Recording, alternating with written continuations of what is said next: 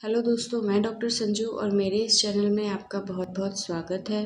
दोस्तों, male infertility के case में जब मेल्स के कुछ टेस्ट कराए जाते हैं तो उनमें से एक इम्पॉर्टेंट जो टेस्ट होता है वो होता है सीमेन एनालिसिस। सीमेन एनालिसिस में सीमेन यानी कि पुरुषों के वीर्य की जांच की जाती है। इस जांच में वीर्य के अंदर शुक्राणुओं की संख्या को देखा जाता है और उसकी बनावट को देखा जाता है। इस टेस्ट को करने के बाद 3 तरह की रिपोर्टें सामने आती है। पहली होती है कि स्पर्म काउंट बिल्कुल नॉर्मल है, यानी कि नॉर्मल स्पर्म काउंट। दूसरा ओलिगोस्पर्मिया। ओलिगोस्पर्मिया का मतलब होता है स्पर्म काउंट का नॉर्मल से कम होना। और तीसरी जो रिपोर्ट हमें दिखती है वो होती है एज़ोस्पर्मिया, यानी कि शुक्राणुओं का सीमेन के अंदर नहीं पाया जाना। तो आज के इस वीडियो में हम बात करने वाले हैं एज़ोस्पर्मिया के बारे में ही। एज़ोस्पर्मिया का मतलब होता है कि इजैक्यूलेशन के बाद जो सीमेन निकलता है, जो फ्लूइड निकलता है, उसके अंदर स्पर्म्स का नहीं होना। इसे हम एज़ोस्पर्मिया कहते हैं। उस सीमेन के अंदर स्पर्म का नहीं होना एज़ोस्पर्मिया का कहलाता है, लेकिन इसका मतलब ये बिल्कुल नहीं है कि स्पर्म बन ही नहीं रहे। इसका मतलब है कि स्पर्म इतने नहीं बनते हैं कि वो टेस्टिस से बाहर आए। इसलिए घबराने की बिल्कुल ज़रूरत नहीं है कि आप पिता नहीं बन सकते, आप फर्टिलिटी को कॉज नहीं कर सकते, आप कंसीव नहीं कर सकते। स्पर्म जो होते हैं वो टेस्टिस में बनते हैं। टेस्टिस में बनने के बाद ये एपिडिडिमस एक स्ट्रक्चर होता है जो कि स्क्रोटम में ही पाया जाता है। उसके अंदर जाके ये स्पर्म स्टोर हो जाते हैं। एपिडिडिमस आगे फिर वास डिफरेंस नाम की एक ट्यूब में खुलती है और ये ट्यूब सेमाइनल वेसिकल से जुड़ती हुई आगे यूरेथ्रा में जाकर खुल जाती है। सेमाइनल वेसिकल से सेमाइनल फ्लूइड इन स्पर्म्स के साथ मिल जाता है और आगे ये यूरेथ्रा में खुल जाती है। और यूरेथ्रा से खुलने से पहले इसके साथ प्रोस्टेटिक फ्लूइड भी अगर मिक्स हो जाता है और ये तीनों ही चीज़ें सेक्स के दौरान फीमेल बॉडी में ट्रांसफ़र कर दी जाती हैं। एज़ोस्पर्मिया जो होता है वो 2 तरह का हो सकता है। पहला ऑब्स्ट्रक्टिव और दूसरा होता है नॉन ऑब्स्ट्रक्टिव। ऑब्स्ट्रक्टिव का मतलब होता है कि टेस्टिस के अंदर स्पर्म बन तो रहे हैं, लेकिन वो किसी वजह से शरीर से बाहर नहीं निकल पा रहे हैं। उनके रास्ते में कोई रुकावट है या कोई ऑब्स्ट्रक्शन है। ऑब्स्ट्रक्टिव एज़ोस्पर्मिया होने के बहुत से कारण हो सकते हैं, जैसे कि अगर वास डिफरेंस या एपिडिडिमस में किसी तरह की कोई ब्लॉकेज है, कोई ऑब्स्ट्रक्शन है, कोई रुकावट है, तो उसकी वजह से स्पर्म शरीर से बाहर नहीं आ पाते। दूसरा, अगर सिस्टिक फाइब्रोसिस है, यानी कि जन्म से ही अगर ट्यूब वास डिफरेंस या एपिडिडिमस के अंदर किसी तरह की कोई ब्लॉकेज है या ये पार्ट पूरी तरह से नहीं बनता है बाय बर्थ, तो इसकी वजह से भी ऑब्स्ट्रक्शन डेवलप हो सकता है।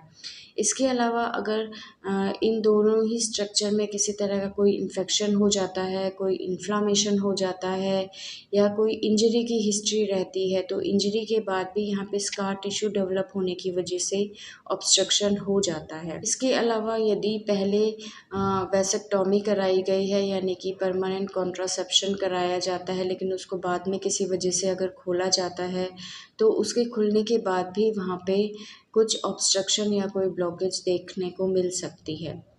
दूसरा जो टाइप होता है एज़ोस्पर्मिया का वो होता है non obstructive type. Non obstructive में किसी तरह की कोई ब्लॉकेज नहीं होती, लेकिन किसी वजह से टेस्टिस के अंदर ही स्पर्म का प्रोडक्शन बहुत कम होता है या बिल्कुल नहीं होता है। नॉन ऑब्स्ट्रक्टिव एज़ोस्पर्मिया होने के कुछ कारण हो सकते हैं, जैसे कि जेनेटिक हो सकता है, किसी तरह की क्रोमोसोमल एबनॉर्मेलिटी अगर है, जैसे क्लाइनफेल्टर सिंड्रोम होता है जिसके अंदर की XXY क्रोमोसोम्स होते हैं, यानी कि एक X क्रोमोसोम एक्स्ट्रा होता है, तो उसके अंदर भी स्पर्म का प्रोडक्शन कम होता है। इसके अलावा अगर बाय बर्थ टेस्टिस एब्सेंट होती है, एनऑर्गिया जिसको कि बोला जाता है, यानी कि जन्म से ही टेस्टिस का नहीं पाया जाना बॉडी में, ये भी एक कारण होता है एज़ोस्पर्मिया का। इसके अलावा अगर हार्मोनल डिसऑर्डर होता है, तो उसकी वजह से भी हार्मोन्स जो ज़रूरी होते हैं स्पर्म प्रोडक्शन के लिए, जैसे कि FSH जो होता है, अगर उसका लेवल कम रहता है, वो किसी वजह से ब्रेन के अंदर कम बनता है, तो उसके इफ़ेक्ट की वजह से भी स्पर्म प्रोडक्शन पर इफ़ेक्ट पड़ता है और एज़ोस्पर्मिया की कंडीशन डेवलप हो सकती है। ये किसी ब्रेन में इंजरी की वजह से भी हो सकता है, किसी ट्यूमर की वजह से भी हो सकता है। क्योंकि देखिए, स्पर्म के प्रोडक्शन के लिए एफएसएच का होना ज़रूरी है। अगर किसी भी वजह से एफएसएच हार्मोन का लेवल कम हो जाता है बॉडी में, तो स्पर्म काउंट कम होगा। इसके अलावा अगर किसी तरह का इन्फेक्शन हो जाता है टेस्टिस में, जिसको कि ऑर्काइटिस कहा जाता है। इसके अलावा अगर कोई इंजरी हो जाती है जिसकी वजह से टेस्टिस का कोई पार्ट डैमेज हो जाता है, तो भी ये एक कारण होता है एज़ोस्पर्मिया का। वेरिकोसील भी एक रीज़न हो सकता है एज़ोस्पर्मिया का, जिसके अंदर जो कि टेस्टिस के अंदर पाई जाने वाली ब्लड वेसल्स है, उसके अंदर स्वेलिंग आ जाती है, तो उसकी वजह से भी स्पर्म काउंट पर इफ़ेक्ट पड़ सकता है। इसके अलावा अगर अनडिसेंडेड टेस्टिस रहती है, तो उसकी वजह से भी एज़ोस्पर्मिया हो सकता है।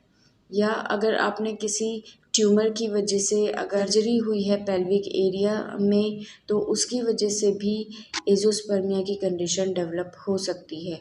तो ये कुछ कारण हो सकते हैं नॉन ऑब्स्ट्रक्टिव एज़ोस्पर्मिया के। अब बात करते हैं डायग्नोस के बारे में कि कैसे हम पता लगाएं कि किस वजह से एज़ोस्पर्मिया की प्रॉब्लम हो रही है पेशेंट में। तो देखिए, उसके लिए सबसे पहले तो पेशेंट की हिस्ट्री ली जाती है। पेशेंट से सारी उसकी हिस्ट्री पूछी जाती है कि उसको किसी तरह की इंजरी तो नहीं हुई थी, कोई उसकी सर्जरी तो नहीं हुई थी, किसी तरह का कोई इन्फेक्शन तो उसको पहले नहीं हुआ था, या कोई और परेशानी तो उसको नहीं है। इस बारे में पूरा जांच की जाती है। उसका पेल्विक एग्जामिनेशन किया जाता है किसी तरह की स्वेलिंग को देखने के लिए, अगर अनडिसेंडेड टेस्टिस है तो उसको देखने के लिए।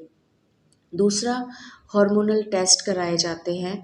हार्मोनल टेस्ट में ब्रेन से जो हार्मोन्स निकलते हैं, ब्रेन के अंदर जो पिट्यूटरी ग्लैंड होती है, उससे जो हार्मोन्स निकलते हैं, जैसे कि एफएसएच हो गया, एलएच हो गया, उसके लेवल को चेक किया जाता है। क्योंकि इसके अलावा पेल्विक एरिया का अल्ट्रासाउंड कराया जाता है, जिसके अंदर अगर किसी भी तरह का ऑब्स्ट्रक्शन होता है, तो उससे रिलेटेड हमें इंफॉर्मेशन अल्ट्रासाउंड में दिखाई दे सकती है। इसके अलावा टेस्टिस को जांचने के लिए टेस्टिकुलर बायोप्सी की जाती है, के अंदर एक छोटा इंसिजन देके टेस्टिस से कुछ टिश्यूज़ को निकाला जाता है। इस टिश्यू की आगे लैब में फिर जांच की जाती है, और किसी तरह की अगर टेस्टिस में कोई प्रॉब्लम होती है तो उसके बारे में पता लगाया जा सकता है। सीमेन एनालिसिस ऐसे पेशेंट्स का कराया जाता है स्पर्म काउंट को देखने के लिए, स्पर्म्स की मॉर्फोलॉजी को देखने के लिए। तो ये कुछ डायग्नोस हैं जो कि कराए जाते हैं एज़ोस्पर्मिया के केस में। अब बात करते हैं ट्रीटमेंट के बारे में। तो देखिए, ट्रीटमेंट अगेन वही डिपेंड करता है कॉज के ऊपर, कारण के ऊपर। अगर किसी तरह की कोई ऑब्स्ट्रक्शन हमें दिखाई देता है, ब्लॉकेज कोई दिखाई देती है, तो ऐसे में मेडिसिन्स या सर्जरी के थ्रू उस ऑब्स्ट्रक्शन को रिमूव किया जाता है। दूसरा, अगर ऑब्स्ट्रक्शन नहीं है, किसी तरह की टेस्टिस के अंदर कोई प्रॉब्लम दिखाई देती है, कोई इन्फेक्शन होता है, इंजरी होती है, कुछ हार्मोनल डिसऑर्डर होता है, तो उससे रिलेटेड मेडिसिन्स दी जाती है। अब अगर हर तरह का मेडिसिनल ट्रीटमेंट या सर्जिकल ट्रीटमेंट देने के बाद भी कोई इम्प्रूवमेंट पेशेंट में दिखाई नहीं देता है, तो ऐसे में फिर कुछ एडवांस प्रोसीजर्स किए जाते हैं, जिनके थ्रू टेस्टिस से डायरेक्ट स्पर्म को निकाला जाता है और फिर उसके थ्रू प्रेगनेंसी को कंसीव किया जाता है। इन प्रोसीजर्स में कुछ इम्पोर्टेंट प्रोसीजर होते हैं, जैसे कि माइक्रो टीसे या टीसा, टीसे, मीसा, इस तरह के काफ़ी सारे टेस्ट होते हैं, जिनके थ्रू छोटा सा इंसिजन देके या फिर नीडल के थ्रू डायरेक्ट टेस्टिस के अंदर से शूज़ को निकाला जाता है या फिर स्पर्म्स को निकाला जाता है, और इन स्पर्म्स को फिर आगे लैब में टेस्ट किया जाता है और हेल्दी स्पर्म्स इनमें से निकाल के और प्रेगनेंसी को कंसीव कराया जा सकता है आईवीएफ या इक्सी के थ्रू। इक्सी एक ऐसा एडवांस प्रोसीजर है जिसके अंदर अगर स्पर्म काउंट बहुत ही ज़्यादा कम होता है, तो सिर्फ एक सिंगल स्पर्म से एग को फर्टिलाइज़ कराया जाता है। इस स्पर्म को डायरेक्ट एग के अंदर साइटोप्लाज्म के अंदर छोड़ दिया जाता है, और उससे फिर आगे फर्टिलाइजेशन होने के बाद एम्ब्रियो बनता है, और इस एम्ब्रियो को फिर आगे फीमेल की बॉडी में ट्रांसफ़र, फीमेल के यूट्रस में ट्रांसफ़र कर दिया जाता है। तो अगर सिर्फ एज़ोस्पर्मिया को देखकर आप डिप्रेशन में चले जाते हैं, परेशान हो जाते हैं, उम्मीदें छोड़ देते हैं पेरेंट बनने की, कि ये कुछ एडवांस टेक्नोलॉजी होती है जिसके अंदर कि अगर आपके टेस्टिस के कहीं भी किसी हिस्से में कुछ हेल्दी स्पर्म्स भी अगर मिल जाते हैं तो उससे फिर प्रेगनेंसी को पॉसिबल बनाया जा सकता है, उससे आप अपने बच्चे के बायोलॉजिकल पेरेंट्स बन सकते हैं। डोनर स्पर्म की बहुत ही रेयर केसेस में ज़रूरत पड़ती है, तो इसलिए आप बिल्कुल भी परेशान ना हो, बस आपको ज़रूरत है सही जगह सही इलाज कराने की।